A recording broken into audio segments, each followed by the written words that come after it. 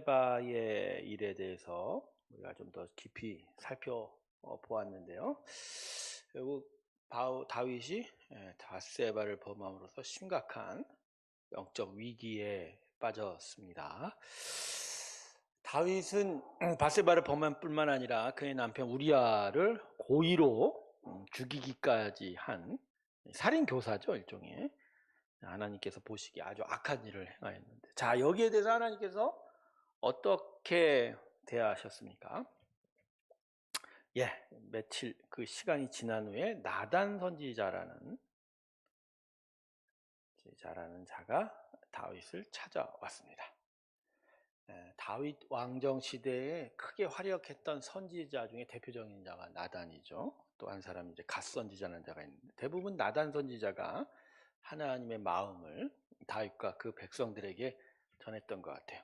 자, 그런데 나단이 찾아와서 다윗을 꾸짖게 되죠. 꾸짖게 되는데, 나단이 찾아와서 이제 뭐 여러 예화를 하나 드시죠. 예화를 하나 들고 그 예화에 대해서 다윗이 그렇다라고 이야기를 하니까 바로 그 일이 다윗 당신의 일이다, 이렇게 이야기하죠. 그래서 이때 사무엘하 3하 12장 9절을 보면요, 이렇게 나옵니다. 다윗에 대한 악을 두 가지로 이야기하는데, 하나님의 말씀을 업신여기다. 다음에 하나님 앞에서 악을 행하다, 이렇게 이야기하고 있습니다. 자, 그래서 중요한 건 이런 질책을 했고요. 결국 하나님의 뭐를 받았죠? 징계를 받았습니다. 징계. 심판은 아니죠? 심판은 아닙니다. 자, 요거에 대해서 제가 좀 이따 설명을 할 건데, 자, 하나님의 징계는 무엇으로 나타납니까? 자, 첫 번째가 칼이 너희 집에서 떠나지 아니하리라. 칼이 너희 집에서 떠나지 아니라. 첫 번째 하나님의 징계는 칼이 다윗의 집에서 떠나지 않는다. 자, 여러분, 이거는 우리아를 죽인 거에 대한 대가거든요. 우리아를 죽인 거에 대한 징계예요. 자, 이런 거 보면 하나님께서는 지금 다윗의 범죄에서 무엇을 더 악하게 보신 거예요? 더? 바세바를 범한 것보다 우리아를 죽인 걸 더 악하게 본 거예요. 그러니까 어느 정도 정상 참작의 부분이 바세바를 범인 부분에는 있었던 거예요. 정상 참작이라기보단 그 타락한 그 자체는 잘못됐지만 다윗의 마음에 그 육정을 이기지 못하는 그 연약함까지는 생각하신 것 같아요. 그러나 그걸 덮으려고 우리아를 최전방으로 보내 고의로 죽게 만드는 일은 이건 있을 수가 없다는 거죠. 그러니까 자기 죄에 대한 회개를 통해서 되돌이킴을 위해서 안 해도 될 일이었거든요. 안 해도 될 일이었는데 거기까지 나간 거죠. 그래서 칼이 너희 집에서 떠나지 아니하리라. 여러분, 다윗에게 준 이 징계는 결국 나중에 어떻게 진행이 됩니까? 자식들로 진행이 되죠. 첫 번째 아들 암논이 압살롬에 의해서 죽고, 세 번째 아들 압살롬이 또 반역을 하다가 죽고, 그 위에 또 다른 아들이 반역을 하다가 또 죽지 않았습니까? 계속 죽어가게 된 거죠. 거다가 뭐 바세바하고 이제 처음 간음하면서 품은 잉태한 아이도 곧바로 죽게 되는 일이 되는 거예요. 칼로 죽은 건 아니지만 죽음이 계속 그 집안에 떠나지 않고. 두 번째 징계는 뭐죠? 너의 아내를 백주의 남에게 주리라. 이거는 이제 바세바를 간음한 거에 대한 징계가 됩니다. 그래서 이건 어떻게 진행이 되죠? 압살롬에 의해서 이것이 진행이 되죠. 압살롬이 반역을 하고 다윗이 예루살렘 성을 황급히 떠난 이후에 궁에 남겨두었던 10명의 후궁들을 참모 아히도벨의 계략으로 압살롬이 왕궁 옥상에서 대낮에 간음을 해버립니다. 이건 두 가지 의미가 있는데, 정치적으로는 내가 아버지의 후궁을 취하였다, 이건 내가 이제 아버지가 됐다, 다윗과 똑같은 위치다, 내가 왕이다, 이런 걸 선포하는 거고, 두 번째는 아히도벨은 자신의 손녀딸 밧세바가 간음당한 거에 대한 복수를 해버린 거예요. 다윗이. 이런 얘기인데 이게 하나님께서 나단을 통해서 다윗에게 주었던 징계였다라는 거죠. 징계였다. 세 번째는요. 세 번째가 있습니다. 예. 바로 실현이 되는데 이건 뭐죠? 지금 밧세바가 임신한 아이는 죽으리라. 예. 섬찟한 거죠. 그러니까 이 잘못된 일로 인한 생명의 잉태는 하나님께서 거두어 가신다. 자, 여기서 몇 가지를 좀 이제 우리가 살펴봐야 되는데 한 가지만 더 합시다. 자, 이러한 징계 앞에서 이런 징계를 주면서 다윗의 반응이 뭐죠? 다윗의 반응. 다윗은 솔직했습니다. 뭐라고 얘기하냐면 내가 여호와께 범죄했다. 이렇게 나단 선지자 앞에서 고백을 합니다. 네. 이제 이 사건으로 다윗은 많은 눈물을 흘리면서 회심을 하게 되고 회개를 하고 자신의 죄에 대한 용서를 하나님께 간구하게 되죠. 그런 다윗의 마음이 이제 시편의 여러 곳곳마다 있지만 대표적인 시가 시편 6편입니다. 시편 6편을 보면 다윗의 아주 절절한 회개가 기록이 되어 있는데 여호와여 주의 분노로 나를 책망하지 마시오며 주의 진노로 나를 징계하지 마옵소서. 여호와여 내가 수척하였으니 내게 은혜를 베푸소서. 여호와여 나의 뼈가 떨리오니 나를 고치소서. 얼마나 마음이 힘들었으면 자기 뼈가 흔들린다고 합니다. 뼈가 흔들려. 3절을 보면 나의 영혼도 매우 떨리나이다. 여호와여 어느 때까지이니까. 6절을 가서 보면요. 내가 탄식함으로 피곤하여 밤마다 눈물로 내 침상을 띠며 내 요를 적시나이다. 얼마나 울부짖고 몸부림쳤으면 밤마다 자신의 침상, 그 이불이 눈물로 젖었냐라는 것이죠. 7절을 보면 내 눈이 근심으로 말미암아 새하며 내 모든 대적으로 말미암아 어두워졌나이다. 자, 이러한 다윗의 처절한 회개가 시편 곳곳에 특별히 시편 6편에 남겨져 있는 걸 보면 다윗은 그때 아마 진심으로 회개를 했었던 것 같습니다. 사울왕과 대조적이죠? 사울왕과 대조적입니다. 사무엘 선지자가 사울왕에게 와서 내가 잘못했다, 여호와께 범죄했다 했을 때 사울의 반응은 내가 뭘? So what? 내가 뭘 잘못했습니까? 아니면 변명으로 일관했습니다. 내가 어쩔 수 없이 이랬습니다. 그러나 다윗은 너무나도 솔직하게 자신의 죄를 고백합니다. 내가 여호와께 범죄했습니다.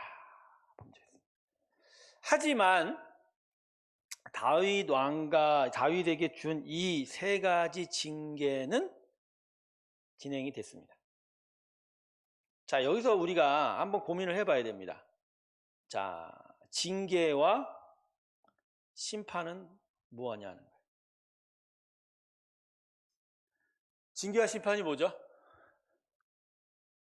둘 다 죄에 대한 겁니다. 어떻게 보면 죄에 대한 하나님의 반응이라고 할 수 있죠. 하나님의 반응이라고 할 수 있죠. 그 부분에 있어서는 똑같아요. 근데 징계와 심판은 달라요. 반드시 달라요. 심판은 최종적입니다. 징계는요, 과정적입니다. 그리고 심판은 최종적일 뿐만 아니라 하나님의 공의입니다. 그러나 징계는 과정적일 뿐만 아니라 하나님의 은혜입니다. 이게 다른 겁니다. 지금 나단을 통해서 다윗에게 하나님께서 세 가지 징계 주셨지만 이건 다윗의 인생 속에서 일어날 하나님의 은혜예요. 이게 뭐예요? 이게 어떻게 은혜예요? 집안에 그저 계속 칼로 인한 살인 사건이 일어날 것이고 애가 죽고 그죠? 내 아내들이 백주에 간음당하는 일이 어떻게 하나님의 은혜입니까? 아니죠. 이 일을 통해서 다윗이 계속하여 선한 방향으로 방향을 바꿔가는 거예요. 그러니까 최종적인 목적에 있어서는 다윗은 하나님의 선함과 인자함을 받아야 돼요. 그걸 위해서 그 과정에 하나님이 이렇게 개입을 하신 거예요. 그러니까 쉽게 얘기하면, 이럴 때 신학적 언어보다 쉽게 얘기하는 게 더 편해요. 회초리예요, 회초리. 요새 자녀들을 회초리로 때리는 부모가 있을라 모르겠습니다만, 예, 옆에 자녀를 때리는 부모가 있답니다. 너 맞으러 왔니? 고3이 이 자리에 와 있습니다. 고3이. 회초리를 부모의 심판으로 받아들이는 자녀가 있어요? 있어요. 그러니까 집 나간 애들 많아요. 집 나간 애들 부모가 날 때렸어. 어떻게 나를 이럴 수 있어? 이건 최종적인 나를 버렸다. 나를 미워했다. 그래갖고 집을 나가는 애들이 부지기수입니다. 문을 잠가버려요. 그렇게 나가면 어떻게 해야 돼? 문을 잠가버려야 됩니다. 여기 아주 극보수들만 앉아 있습니다. 네, 극보수들만 앉아 있습니다. 나가야 된답니다. 문 잠궈입니다. 문을 잠궈버려야지. 그런 엄마의 마음을 몰라서 되겠어? 네, 엄마의 마음을 몰라서 되겠어요? 그러나 이 최종적인 이 심판은 회초리가 아닙니다. 회초리가 아닙니다. 이건 완전히, 이건 지옥입니다. 지옥. 근데 한 가지 생각해 볼 게 있어요. 무슨 얘기냐면, 하나님의 공의가 작동하는 방식이라는 거예요.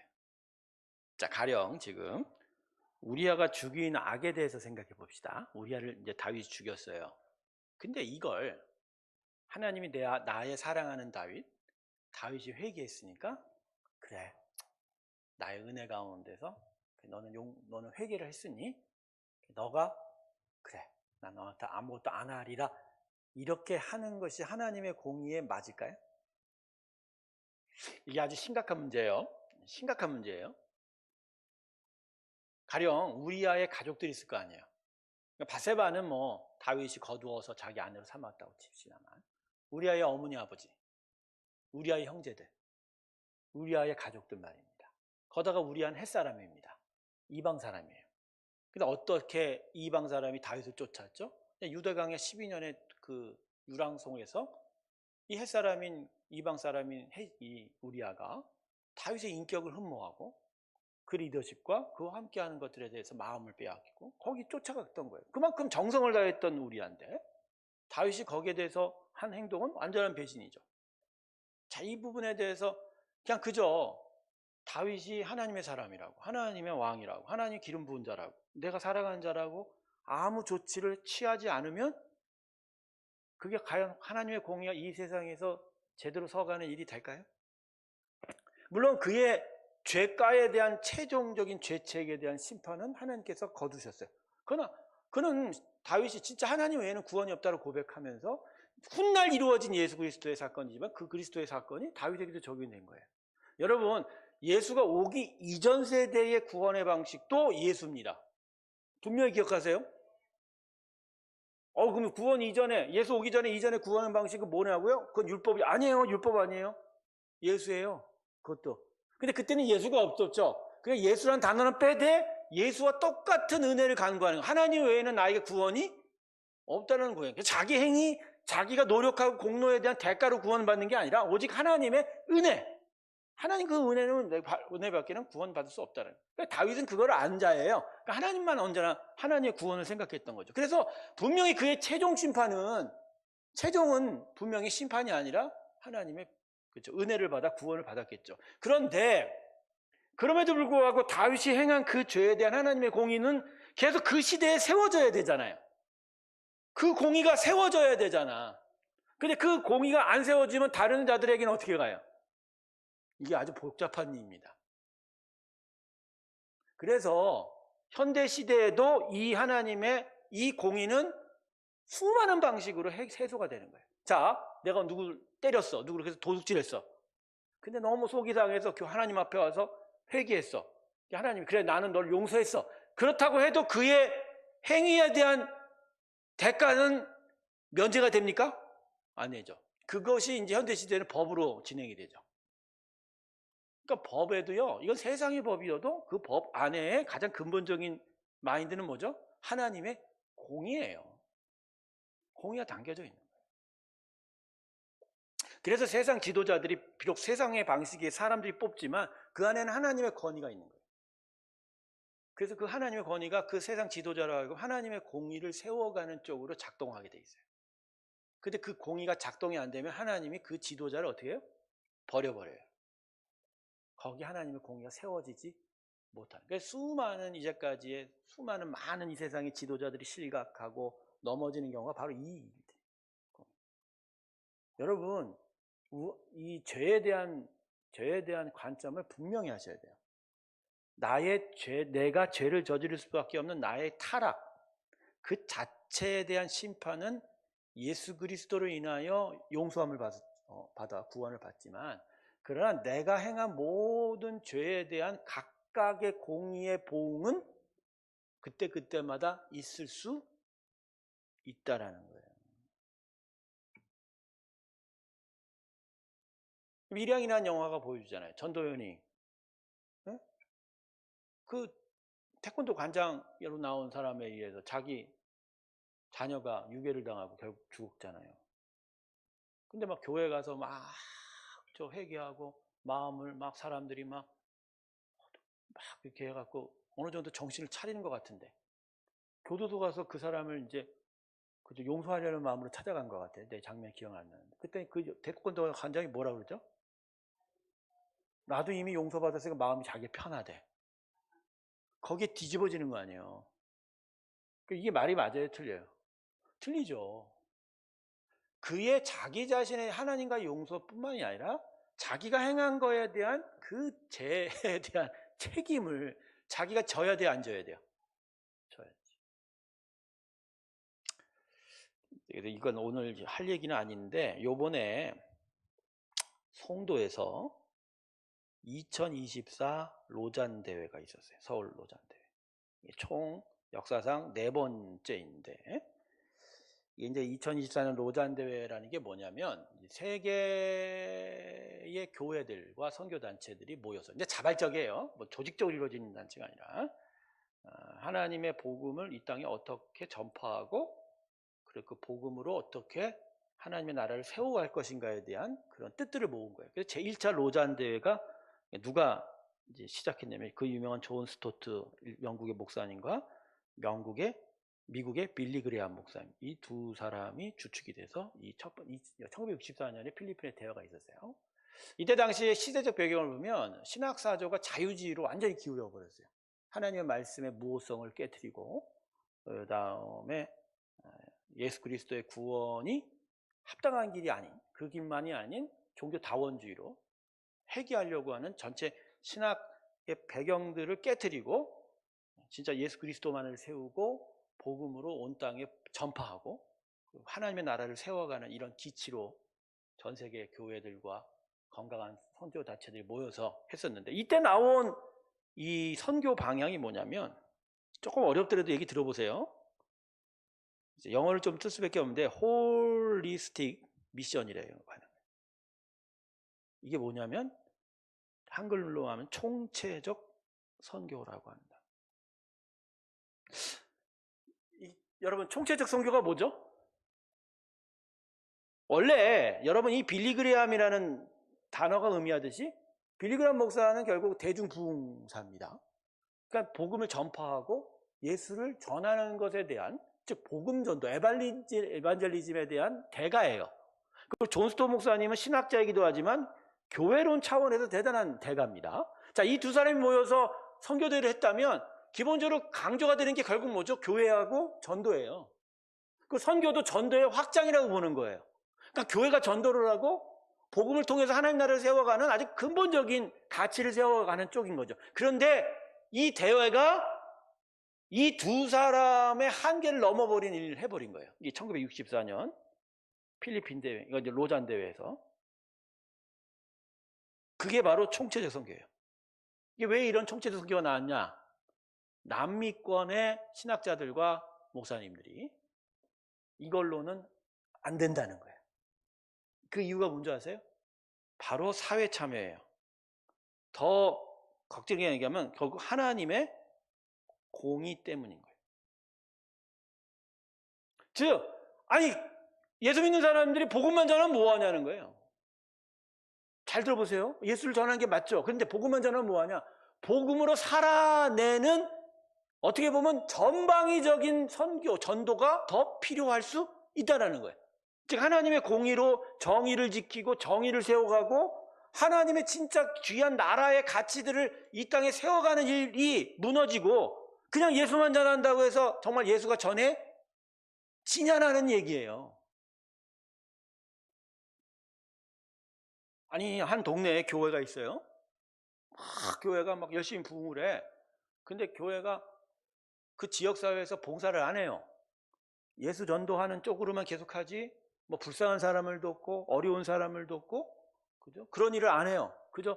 돈 있으면 계속 교회 외관만 쌓아놓고 건물만 높여가고 그죠? 교회 사람들이 와갖고 자기들끼리 장사 자기끼리 행사만 하고 그리고 이따금씩 밖에 나가서 하는 일은 예수 믿으십시오라고만 전도한다고 그래요. 과연 이런 일이 과연 진짜 하나님의 나라를 세워가는 거냐라고 되물어 보기 시작한 거예요. 그게 무슨 얘기냐면 남미 쪽에 있는 사람, 신학자들이 뭘 얘기하냐면 영미권을 비롯한 수많은 교회들이 제국주의와 함께 복음을 전했던 그래서 그 부참한 칼과 총에 의해서 수많은 원주민들이 죽어가고 수많은 사람들이 약자들이 핍박을 당했던 그 일 가운데 교회가 선포되는 일이 과연 합당하냐는 얘기지. 예수만 전하면 되냐는 거예요. 예수의 가르침이 더 중요한 거 아니냐. 예수답게 살아가는 게 더 중요한 게 아니냐. 그게 예수 전하는 거 아니냐라는 얘기죠. 그러니까 빌리그램이 얘기했던 복음 전도도 중요하지만 그거와 함께 사회정의, 하나님의 공의도 세워가야 한다는 거예요.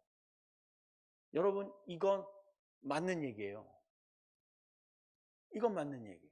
자 보세요. 한국교회가 지금 쇠퇴기에 빠진 이유가 뭐죠? 일단 복음을 전하는 교회부터가 사람들한테 신뢰를 받아야 안 받아요? 안 받아요. 못 받아요. 왜 못 받아요? 지난 30년 동안 교회가 복음을 전하면서 함께 그들에게 전해준 영향력은 선한 거예요? 아니면 악한 거냐고요? 그 부분에 대해서 답을 못 하잖아.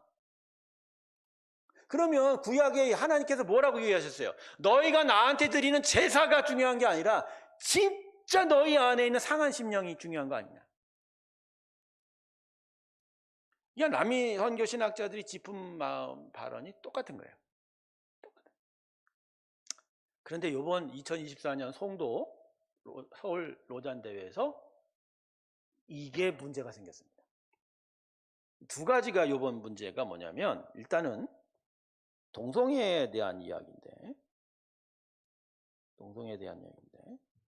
동성애의 섹스는 성행위는 죄다라고 분명하게 규정을 하고 있어요. 그런데 한 부분이 문제예요. 즉 동성애에 이끌리는 본성의 그 연약함을 우리가 교회 내에서 핍박을 했다라는 거예요. 이 구절이 아주 문제예요. 이게 무슨 소리죠? 그동안 교회가 동성애를 행하는 사람들을 격리하고 소외하고 핍박해왔다는 거예요. 드러난 현상 때문인 거죠. 그러니까 죄에 대한 죄에 대한 지적과 함께 그들이 회개케 하려고 하는 여러 시도들이 어떤 부분에서는 그들이 하나님의 합당한 인권으로서의 가치를 보장받지 못했다라고 하는 부분이 있는 거예요. 여러분 이해 못하시죠? 이해 못하시죠? 그들도 하나님의 사람이라는 거예요. 하나님 만든 창조의 형상이라는 거예요. 비록 타락했지만 타락한 가운데서 모든 인류에 대한 하나님의 구원의 은혜 안에서는 존중받을 수 있다라는 거예요. 근데 너무 교회가 동성애를 죄로 여기는 가치 밑에서 너무 압박을 했다는 거예요.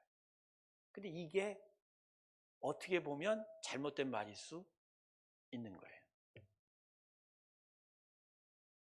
죄라고 하면 그 죄를 행하는 자에게 죄인으로까지 막 굴레를 씌워서 막 정죄하기까지는 가하다 할지라도 그 죄를 행한 자에게 대한 질책과 지적은 필요한 거 아닌가요?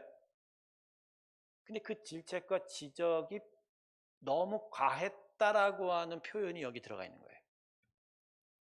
그러니까 너무 교회가 동성애를 했다고 해서 이 사람들은 저주받을 사람이야, 하나님의 구원의 은혜에서 아예 탈락한 사람이야 라고까지 하는 건 잘못된 거예요.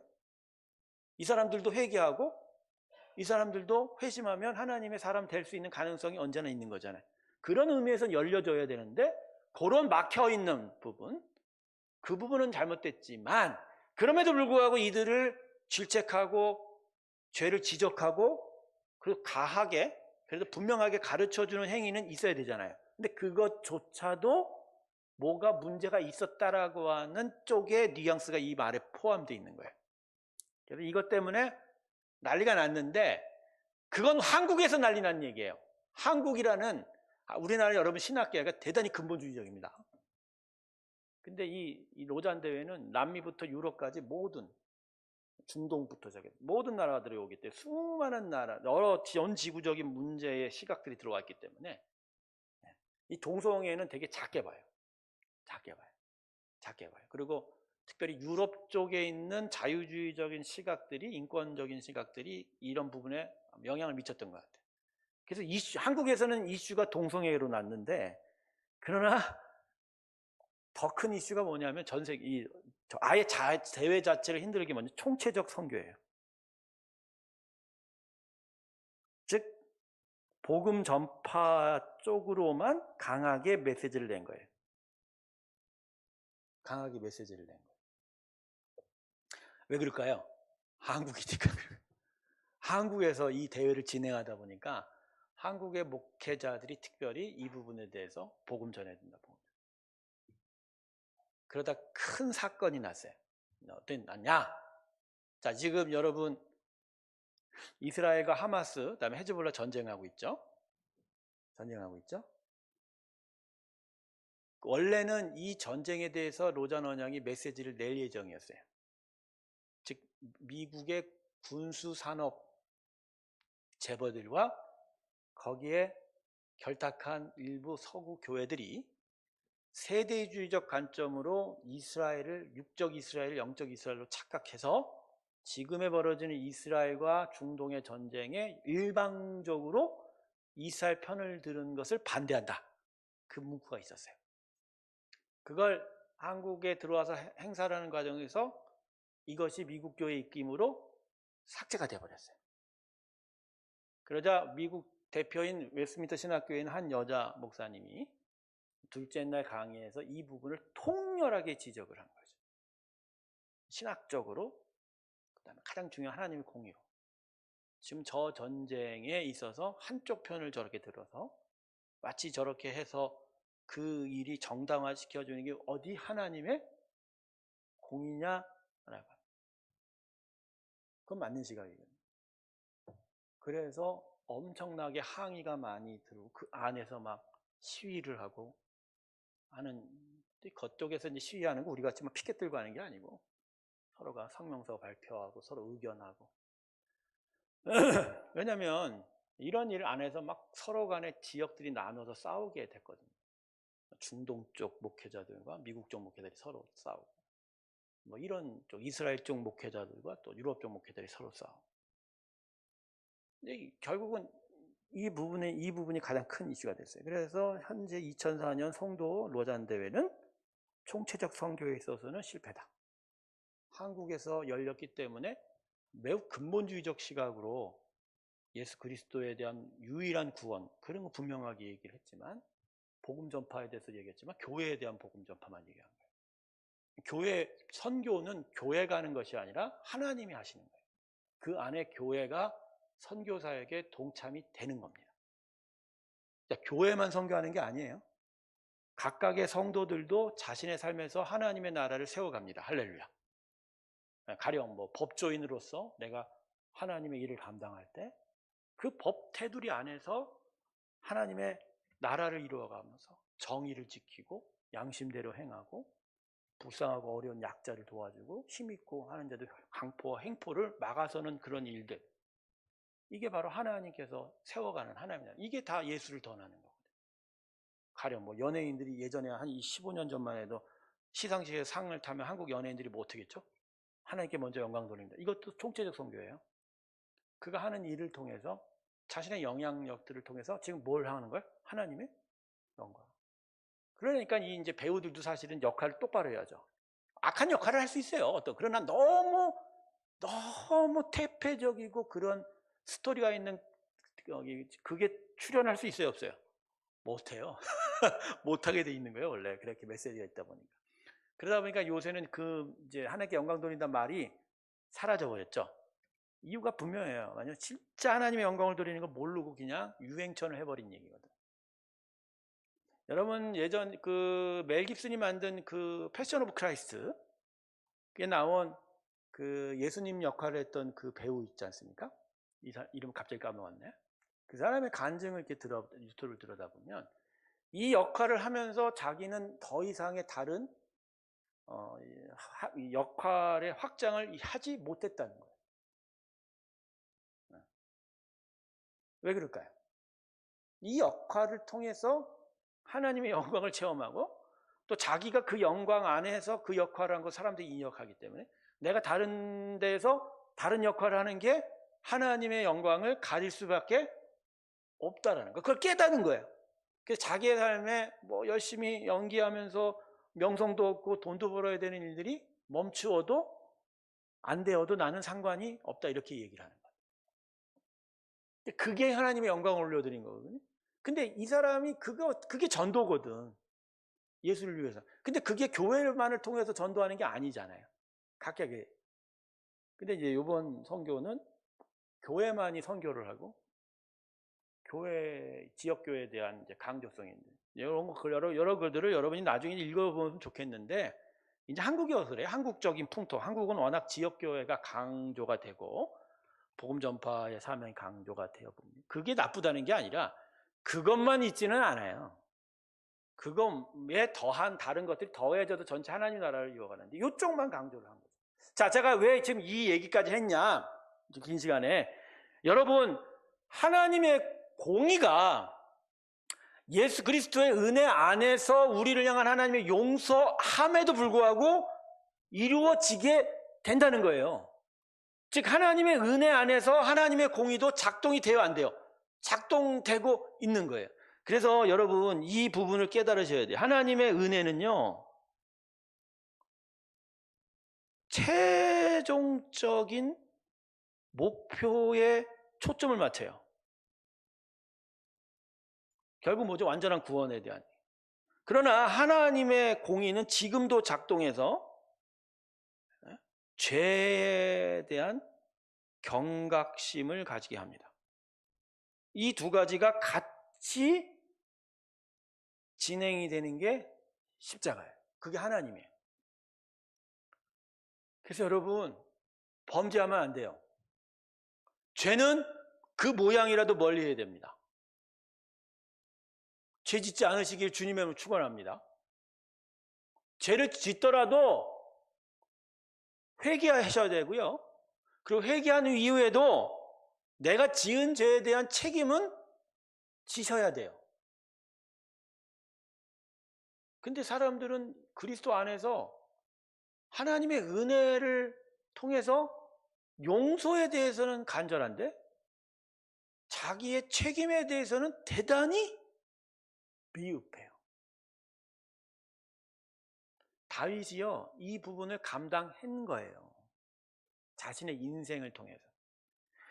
이 바세바 사건을 이후로 다윗에 대한 사무엘하의 기록은 계속 우하향입니다. 그의 범죄, 그 자녀들의 범죄, 그로 인해서 계속 다윗이 고통당하고 아파하고 그러면서 다윗이 이 시대가 끝나가는 것으로 기록이 됩니다. 이 이후에 다윗의 어떤 선한 역사가 기록이 안 돼 있어요. 그러니까 다윗의 사무엘하의 기록은 사실 언약궤를 하나님 앞으로 데려온 걸로 끝나요. 그리고 나서는 계속 그의 범죄에 대한 하나님의 징계가 어떻게 실현이 되고 그러면서 그가 어떻게 고통을 당했는지에 대한 이야기죠. 하지만 그럼에도 불구하고 역사뿐만 아니라 여러 시편과 말씀을 통해서 다윗의 그 회개가 기록이 되면서 다윗은 이 책임을 자기 몸으로 받았다는 거예요. 여러분, 동전의 앞뒷면이 하나님의 구원이에요. 앞면은 하나님의 공이고요. 뒷면은 하나님의 사랑입니다. 이 두 가지가 은혜인 거예요. 이 두 가지가 같이 가는 거예요. 십자가의 아들 예수가 죽을 수밖에 없는 이유는 마냥 사랑한 게 아니고 우리 죄에 대한 하나님의 긍휼하심이에요. 우리 죄에 대한 긍휼. 우리 죄에 대한 긍휼이 하나님의 용서함으로 나타났다는 건 그 죄 자체는 하나님이 심히 헤이트한 거예요. 증오하고 계시는 거예요. 그 죄가 계속 그 구원의 은혜를 받은 자로 계속 나타나는 거에 대해서 하나님은 싫어하십니다. 그리고 하나님의 이 용서는 하나님 믿는 자들에게만 나타나지 다른 전체 우주 세상에는 그 용서가 다 적용이 되는 게 아니에요. 아직도 하나님을 거역하고 반역하게. 거기에 대해서 하나님이 어떻게 하실 수밖에 없어요? 계속 공의를 드러내실 수밖에 없는 거예요. 그래서 우리는 이러한 걸 통해서 이 하나님의 역사가 어떻게 실현이 되고 그것이 나의 삶 속에 어떻게 관통이 되는지를 분명하게 깨달으셔야 된다. 분명하게 깨달으셔야 돼요. 그러면 하나님 목사님 권선징악은 어떻게 되는 건가요? 권선징악이 뭐죠? 착한 사람 복 받고 악한 사람 벌 받고. 자, 여기가 절반은 맞고 절반은 틀려요. 절반은 맞고 절반은 틀려요. 예수 안 믿는 자, 그냥 일반적인 타락한 세상에 대한 하나님의 최종 심판은 이거예요. 권선징악이에요. 착한 거에는 하나님이 상을 주시죠. 악한 거에는 심판하세요. 문제는 착한 사람이 한 사람이 있다 없다? 없어. 사실 권선이라는 이 말 자체가 의미가 없지. 사실 하나님이 이 땅에 대한 통치는 뭐죠? 징악이에요. 악을 처벌하시죠. 그치만 절반만 받는다고 죠. 여기 하나님이 뭘로 덮으셨어요? 예수 십자가의 은혜로 용서하시고 그 악한 자라도 이 용서를 통해서 회개를 통해서 하나님의 천상의 천국을 갈 수 있는 길을 열어놓으셨어요. 근데 믿는 사람들이 여전히 뭔 생각을 해요? 이래요. 믿는데 야 이게 악한 짓 하면 하나님 벌 받아. 잘못하면 하나님께서 벌 내릴지 몰라. 여러분 이 생각이요. 하나님의 공의의 개념을 갖고 있는 말로 하지 않고 이전부터 갖고 있는 이 권선징악적인 율법적인 생각을 가지고 말을 하는 거예요. 그러니까 예수 그리스도의 은혜 안에 나의 죄책과 나의 죄에 대한 악한 영혼들이 나의 심령이 어떻게 치료를 받고 어떻게 용서를 받는지에 대해서는 전혀 몰라. 그냥 하나님 나 사랑하신데 내가 구원하셔서 그러면 또 여전히 자기의 행위에 대한 시각은 뭐로 갖고 있는 거예요? 세상적인 시각을 갖고 있는 거예요. 잘못하면 벌 받고 잘못하면 벌 받고 착한 일 하면 상 받을 거야. 이게 아니죠. 비슷한 것 같지만 예수 믿는 사람한테는 이게 아닌 거예요. 이게 아닌 거예요. 하나님의 공의와 하나님의 은혜의 용서가 어떻게 이루어지는지를 아직도 모르는 거예요. 몰라요, 여러분. 여러분 그래서 이걸 알아야 돼요. 제가 지금까지 얘기했던 것들을 여러분 마음에 영상 돌려보면서 계속 기억하시기 바랍니다. 가령 교회를 나와야 되는데 놀러 가고 싶어서 어디 여행을 갔다. 근데 가는데 이제 자동차 사고가 나고 사고를 당한 거야. 그러니까 그 사고 난 사람이 뭐라고 해결해요?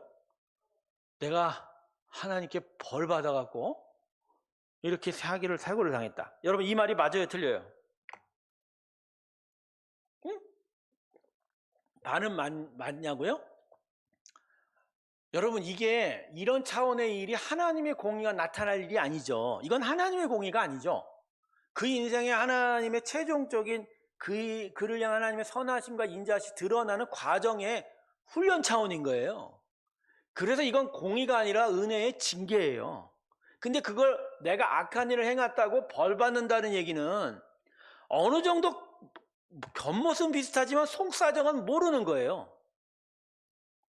그러니까 이런 자들은 결국 하나님을 사랑의 하나님으로 인격적으로 만나는 게 아니라 무서운 하나님, 두려운 하나님만. 내가 뭘 지켜야만 하나님의 복을 받는다라는 율법주의로 행할 가능성이 큰 거예요. 이게 아니에요. 이제 거꾸로 교회 안에서 이제 사업을 크게 하던 양반이 이제 자금줄에 시달리다 보니까 주변 사람들한테 이래저래 돈을 빌린 거야. 근데 빌리는 과정에서 거짓말도 하고 빌리는 과정에서 일종의 사기를 친 거예요. 그 나중에 완전히 그냥 도도가 났는데 이 사람이 거기에 대한 책임을 안 짓는 거야. 안 짓는 거야. 여러분 이럴 때 이 사람한테 어떤 일이 나타나면 사람들이 이걸 갖고 뭐라고 그러겠어요? 예, 이건 벌 받을 수 있어요. 벌 받을 수 있어요. 왜냐면 그 사람이 그걸 책임지지 않으려고 하고 난 하나님 앞에 서야겠다? 배째라. 뭐 어떻게 해? 그럼 그런다고 해서 하나님의 용서가 그 사람한테 제대로 임했을까요? 아니 몇십억 몇백억을 횡령을 하고 사기를 쳤던 사람이 나 하나님 회개합니다고 한다고 진짜 그 사람이 진심으로 회개했다면 정말 자신이 끝까지 뭔가 물어주는 책임을 다하겠지. 도덕적인 마음, 무거운 마음으로 짓고 아픈 마음으로 계속 갖고 있고. 근데 그렇지 않고 그냥 하나님 회개했으니까 됐어. 그러면 그 타인과 연결되고 사회적으로 끼친 악에 대해서 하나님께서 어떻게 하시겠어요? 그건 은혜 차원하고 다른 거예요. 그 책임지지 못한 부분에 대한 하나님의 공의가 있어요, 없어요? 있다니까요. 비록 그가 하나님을 믿어, 예수를 믿어 나는 십자가의 은혜로 구원받습니다라고 가도 그가 천국에 갈 수는 있어도 그 일에 대한 하나님은 책임지게 만드실 수 있는 거예요. 잘 보세요. 바세바하고 다윗이 어쨌든 간음을 했지만 생명이 임신됐잖아요. 여러분 생명 자체는 하나님의 선한 행위십니다. 근데 왜 하나님이 줬다가 뺐었죠? 이유가 뭐죠? 이거 풀 수 있어요, 여러분? 이 선한 아니 피해는 지금 누가 받는 거야? 애가 받았지 죽으면 애잖아. 애가 무슨 죄예요? 아 이것도 태어나지 않은 애잖아. 그 태어나지 않은 애가 무슨 죄냐고요?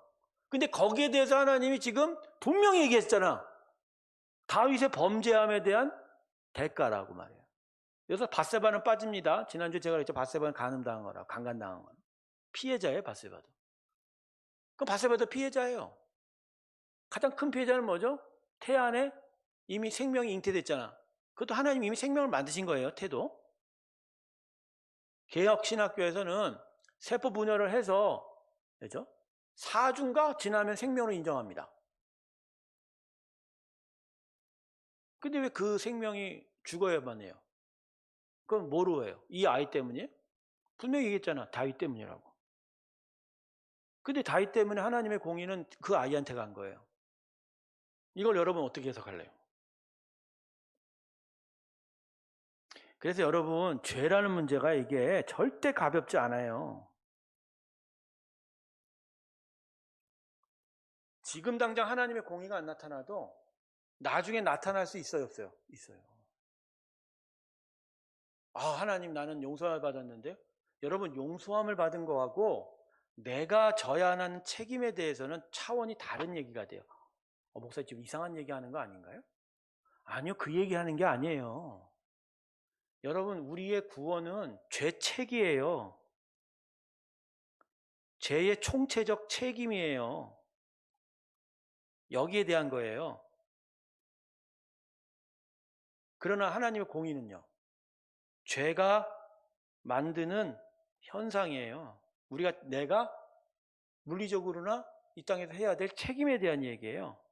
이 부분은 져야죠. 안 져요? 져야죠. 돈을 훔쳤으면 갚아내야 돼요. 사기를 쳤으면 그쵸, 그 돈을 돌려줘야죠. 때렸으면 보상해줘야죠. 근데 이 부분을 되게 가볍게 여긴다니까? 그리고 여기에 담긴 하나님의 공의, 이 부분을 심각하게 생각 안 해요. 구원의 은혜 받으면 이게 다 없어지나요? 이게 다 없어지냐고.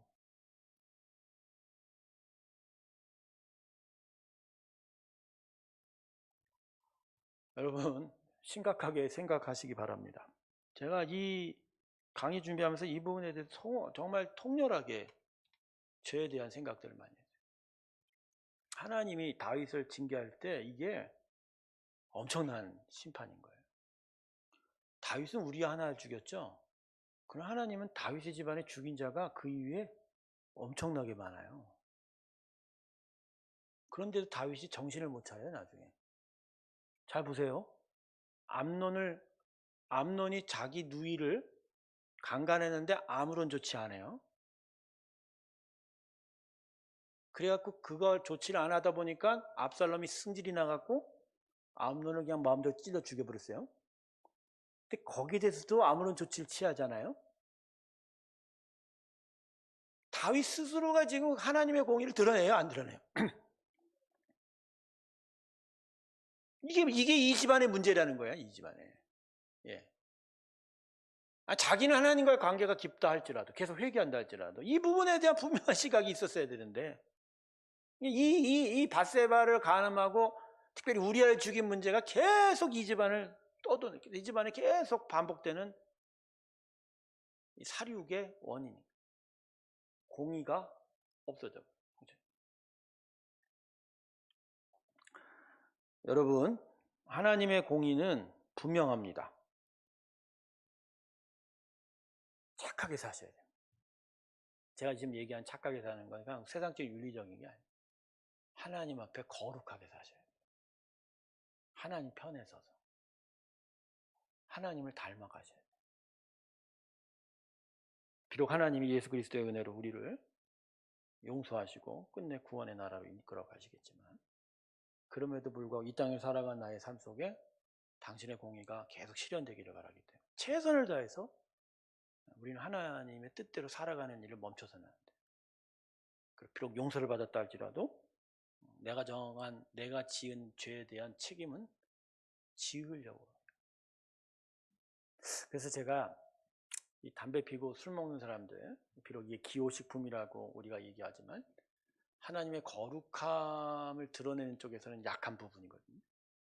음주 흡연이 죄냐 아니냐의 얘기를 많이 하지만, 그러나 그것이 하나님 앞에 어떤 기호적인 문제이기 때문에 죄가 아니라고 얘기하는 사람도 있지만, 총체적인 하나님의 거룩함 앞에서는 분명히 잘못된 일입니다.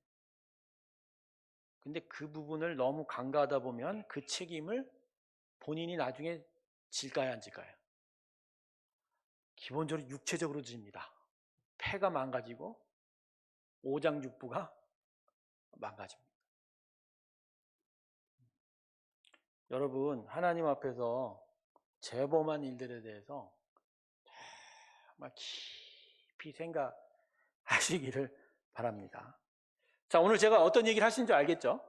요지는 그거예요. 아무리 하나님의 은혜가 깊어서 나를 당신의 은혜의 나라로 이끌어 가신다 할지라도, 그럼에도 불구하고 하나님의 공의는 계속 작동한다는 거죠.